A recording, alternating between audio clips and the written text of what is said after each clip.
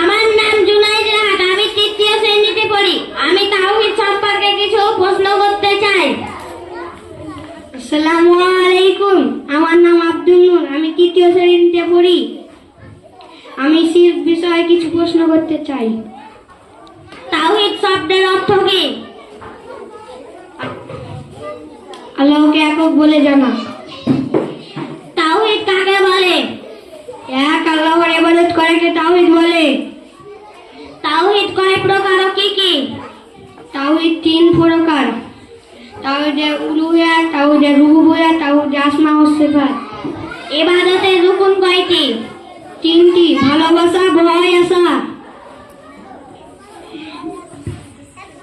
শিরক শব্দের অর্থ কি? শরীক বা সমকক্ষ করা। শিরক কাকে বলে? আল্লাহ ছাড়া অন্য কারোর ইবাদত করাকে শিরক বলে।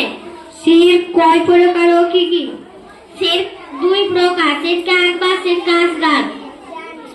ইসলামের খুঁটি কয়টি? পাঁচটি: কালেমা, সালাত, যাকাত, সিয়াম, হজ। ঈমানের খুঁটি কয়টি? ছয়টি: আল্লাহর প্রতি ঈমান, নবী রাসূলের প্রতি ঈমান, ফেরেশতার প্রতি ঈমান, কিতাবের প্রতি ঈমান, পরকালের প্রতি ঈমান, ভাগ্যের ভালো মন্দের প্রতি ঈমান। ইসলামের মূলনীতি কয়টি? তিনটি: আল্লাহকে চিনা, ইসলামকে জানা, মুহাম্মদ সাল্লাল্লাহু আলাইহি ওয়াসাল্লামকে চিনা।